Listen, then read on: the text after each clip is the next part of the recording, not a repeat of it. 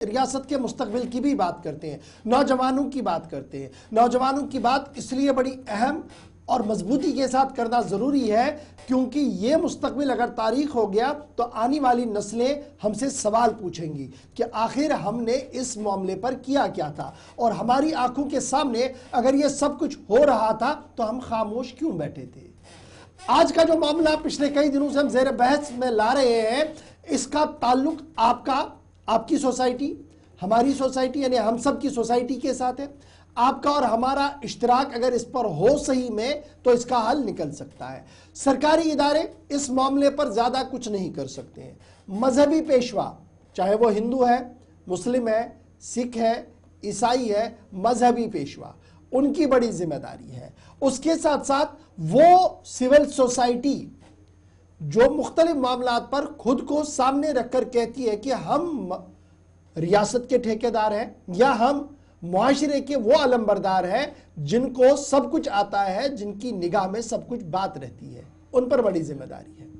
फिर ये जिम्मेदारी हम सब पर भी आयद होती है क्योंकि अगर तब्दीली करनी है तो आज हमने ये कसद करना होगा कि ये तब्दीली होगी कैसे। आज बात सीधे तब्दीली से होगी क्योंकि मामला उन बहनों का है, उन बेटियों का है, उन भाइयों का है जो उम्र की हद को पार कर चुके हैं। अब किस हद को पार कर चुके हैं जी? एक सेट उम्र होती है पढ़ने की, एक सेट उम्र होती है आपकी नौकरी करने की, रिटायरमेंट की, और इसी तरीके से एक सेट उम्र होती है आपकी शादी की। डॉक्टर्स की बात को अगर सही माने तो अगर आप उस उम्र के दरमियान शादी नहीं करते हैं तो आगे आपको गोनागो मुश्किलात से दो चार होना पड़ेगा, यानी फिर फिजिकल ट्रॉमा, मेंटल ट्रॉमा से आपको दो चार होना पड़ेगा अगर आपने उस सेट उम्र में शादी नहीं। एक तरफ से ये है। डॉक्टर्स का मानना है कि इनफर्टिलिटी रेट जो हमारा बड़ा है उसकी बुनियादी वजह भी लेट से शादियां होना है। इसको जब हम अपने मुआशरे में देखते हैं, अपने इस पूरे पैमाने पर देखते हैं, बड़े कैनवस पर देखते हैं, तो पता लगता है कि हम सब ने हमारी शादियां, चाहे वो मुस्लिम तबके में हो रही हो, हिंदुओं में हो रही हो, ईसाइयों में हो रही हो, सिख बरादरी में हो रही हो, ये हर दिन महंगी हो रही है, रीच से बाहर हो रही है। अब शादियां पहले एक कॉन्ट्रैक्ट होता था, दो फैमिलीज के बीच में, दो लोगों के बीच में, मोहब्बत से लोग आते थे, खाना खा के निकल जाते थे। अब शादियां pre wedding, post wedding, photo shoot तक महदूद होकर रह गया, और ये फोटो ड्रामा और फोटो शूट बाद में कितनी बड़ी परेशानी कर रहा है शायद इसका अंदाजा आज हमें नहीं है। इस नई नई इजादात से रियासत के नौजवान का मुस्तकबिल तारीख हो रहा है और रियासत का मामला भी तारीख हो रहा है, क्योंकि अगर हमारी आबादी का तनासुब इसी तरीके से घटता रहा, कम होता रहा, तो फिर मुश्किलें और ज़्यादा बढ़ेंगी, और जब मुश्किलें बढ़ेंगी तो उसका हल न हुकूमती इदारों के पास होगा न मरकजी हुकूमत के पास होगा। इसलिए इस पर ज़रा गुफ्तगू करना है। हमारे साथ डॉक्टर जोगिंदर सिंह शान साहब आज ज्वाइन कर चुके हैं, बहुत बहुत शुक्रिया। जोगिंदर सिंह शान साहब मारूफ कलमकार है, अदीब है, शायर है और जम्मू कश्मीर की हिस्ट्री और सोसाइटी पर गहरी नज़र रखते हैं। डॉक्टर साहब बहुत बहुत शुक्रिया वक्त निकाल कर हमारे साथ ज्वाइन करने के लिए। हालात वाक़ात अपनी जगह, पॉलिटिक्स अपनी जगह, लेकिन जिस मसले की ओर हम गुफ्तगू करना चाहते हैं वो है मेरा मुस्तकबिल, और ये मेरा मुस्तकबिल, मेरा आने वाला फ्यूचर डिपेंड करता है मेरी माइशत के साथ भी, मेरी सोसाइटी के साथ भी और मेरी शादियों के साथ भी। जब शादी होगी तभी मेरा मुस्तकबिल आगे बढ़ेगा, फ्यूचर आगे बढ़ेगा, हमारी नस्लें आगे चलेंगी। ये जो सिचुएशन अभी हमारी बनी है, 50,000 से ज़्यादा सूबा कश्मीर, 40,000 से ज़्यादा सूबा जम्मू और entire south, entire north, Srinagar को जब हम मिलाकर देखते हैं, और ऐसे लोग हमारे सामने आ रहे हैं जिनके घरों के अंदर बेटियां बहुत बड़ी हो गई हैं, भाई बहुत बड़े होंगे हैं, लेकिन शादियां नहीं हो पा रही है क्योंकि या तो उनके पास पैसा नहीं बचा है या उनके पास इतनी ज़्यादा तालीम आ चुकी है कि उनका मिसमैच अब हो रहा है, सिस्टम सेट नहीं बैठ रहा है। जिम्मेदारी क्या है, कैसे हमने इसको सेट करना होगा, आज जरा डायरेक्टली बात इसी पर हो।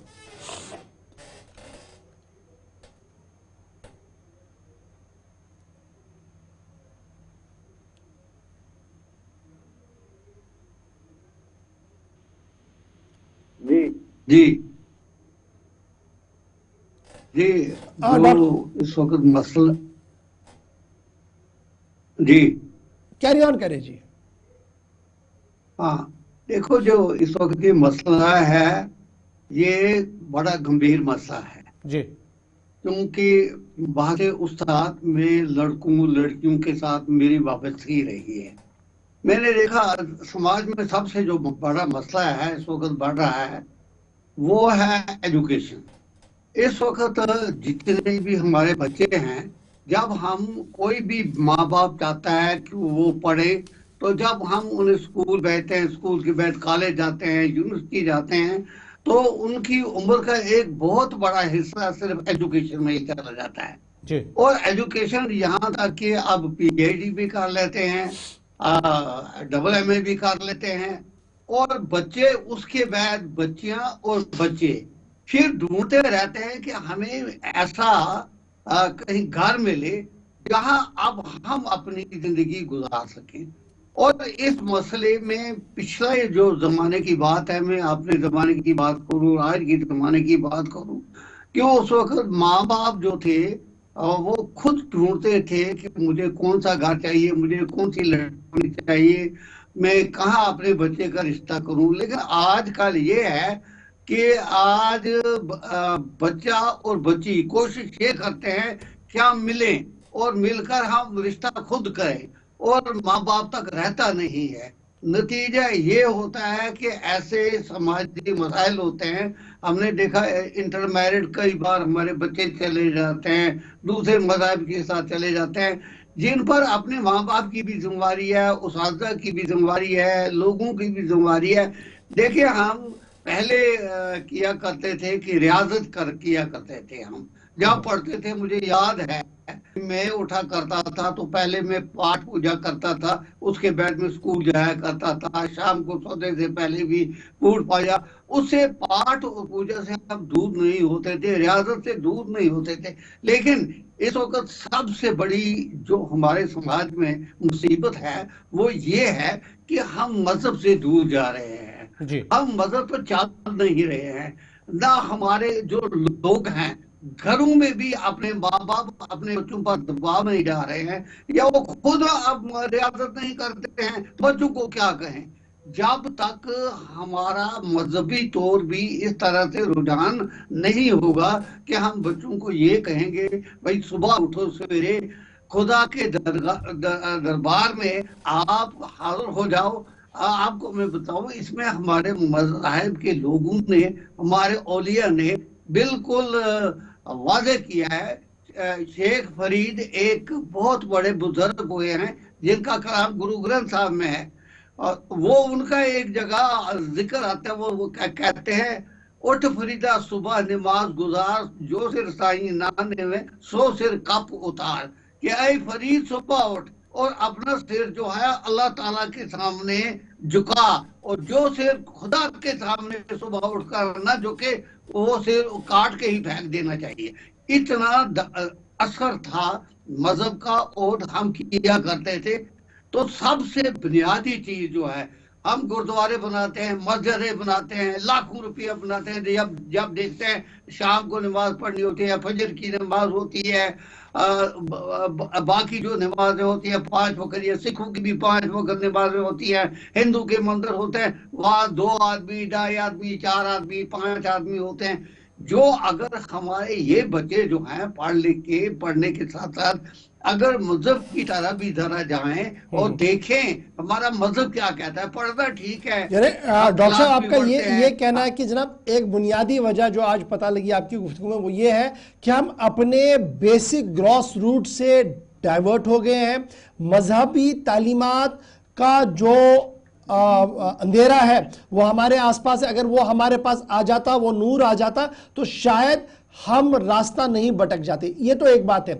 लेकिन अब जो दूसरी परेशानी हमारी आज के मुआशरे में है, pre wedding, post wedding, photo shoots और ये नई नई इजादात जो हम शादियों में कर रहे हैं, ये कितनी बुनियादी वजह है उन नौजवानों के लिए, उन बेटियों के लिए शादियां नहीं हो पा रही हैं, जिनके घरों में ये साजो सामान हो ही नहीं सकता है, जो इसका एफर्ट ही नहीं कर पा रहे। जी जी जी, देखिए, आज जो एक और मसला पैदा हो गया ना, जी जी जी, जो आज एक और मसला पैदा हो गया है, ये जो दहेज है, जहेज की एक लानत जो है उसने भी समाज को बहुत परेशान कर दिया है। सोना जो आज कुछ दिन पहले 80,000 था, आज लाख पर पहुंच गया है। कौन गरीब आदमी एक तो लड़की को पढ़ाएगा और उस बेचारी को एमए कराएगा, पीआईडी कराएगा, फिर उसकी नौकरी भी नहीं होगी, और फिर उसके लिए सोने का इंतजाम करेगा, या तो उसको घर में कुछ जमीन गिरवी रखनी है या जमीन बेचनी है। ये भी हमारे ये पीर फकीर औलिया जो मस्जिदों में ये करते हैं, ये खुदा के लिए वहां प्लीज करें लोगों में कि भाई आप किस तरफ जा रहे हैं। कौन से हमारे औलिया और पैगंबर थे जो जिन्होंने ये कहा था कि भाई आप दहेज लो। हमारे गुरु साहब ने कहा था कि लड़की के लिए तो 2-4 चीजें होनी चाहिए, वो है अच्छा जी, बला जी, बल्ली जी, जो आप कहें उसको ये नहीं करना कि रिवोर्ट करें हम। और इस तरह से एक मसला पैदा हो रहा है जो हमारे इस समाज में है।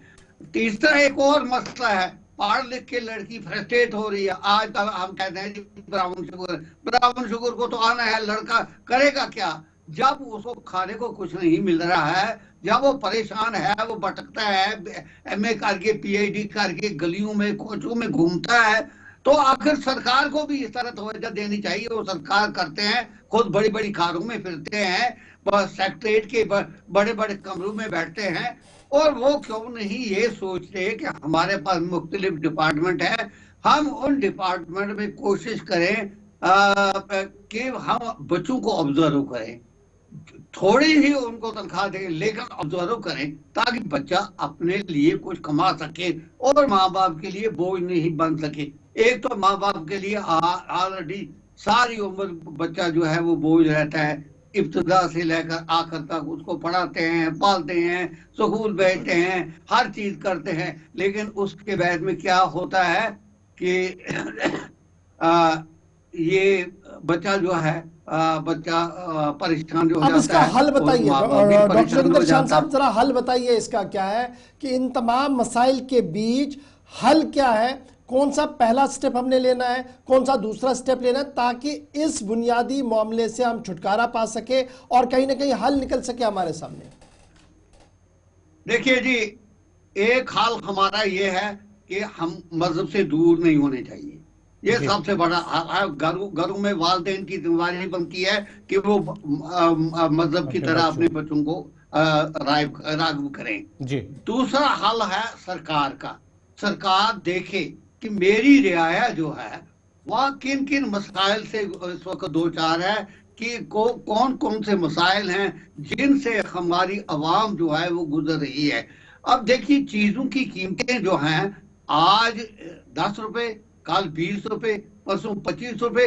अगर इसका भी तो सरकार को हाल सोचना चाहिए, भाई क्या कैसे इसको कंट्रोल में करें। जो ये इतना बड़ा खला पैदा हो रहा है अवाम के दरमियान, सरकार के दरमियान, बिजनेस मैन जो हैं जो बाहर से चीजें लाते हैं यहाँ बेचते हैं, और वो भी अजीब अजीब तरीके इस वक्त पैदा हो रहे हैं। हल्दी तो मिलावट है, कोई चीज भी उसमें मिलावट है, तेल है तो मिलावट है।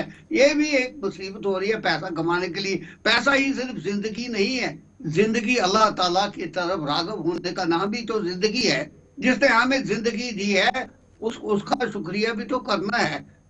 दूसरा ये चीज है कि ये बात है। और तीसरी बात है कि हमारे पास वोकेशनल एजुकेशन होनी चाहिए। मैं तो एज उस्ताद, एज टीचर, एजुकेशनिस्ट, मैं तजवीज़ करूंगा कि कॉलेजों में, हमारे कॉलेज बन रहे हैं, बहुत कॉलेज हमारी सरकार ने बनाए, लेकिन वोकेशनल जो एजुकेशन है, वोकेशनल एजुकेशन का कोई वहां सिलसिला ही नहीं है। अगर वोकेशनल एजुकेशन होते, बच्चे सीखते कुछ। और जब यहाँ जो ITI वगैरह खोले हैं, उन बच्चों को ले जाते हैं, कुछ बच्चों को। और मैंने खाली लिस्ट देखी है एक बच्चे के पास 200-300 की, जिन्होंने ITI वगैरह की है लेकिन बेकार है, उन्हें ऑब्जर्व नहीं किया जा रहा है। और बाहर से लोग जो जिन्होंने ट्रेनिंग ही नहीं की है उनको लाते हैं, तू हो गया जी डेली वेज, तू हो गया जी बाकी। अगर जो लोगों ने ट्रेनिंग की है उनको तो ऑब्जर्व करो, ताकि वो भी बेचारे कुछ कर सके, वो भी आगे बढ़ सके और वो 2 वक्त की रोटी तो खा सके। अब तो वो जमाना गया कि जब अब लोग दौड़ा दौड़ा करते थे कि अब मैं गठरी अफसर बन जाऊं, अब दौड़ के जाऊं और मैं ऊंची नौकरी हासिल करूं। अब छोटी नौकरियां नहीं मिलते हैं तो ऊंची नौकरी चलिए, की बहुत बहुत शुक्रिया जी सवाल। डॉक्टर शान साहब हमारे साथ ज्वाइन करने के लिए। मामला बड़े पेचीदा मसाइल है, हर से इस पर गुफ्तगू तो कंटिन्यू करेंगे हम।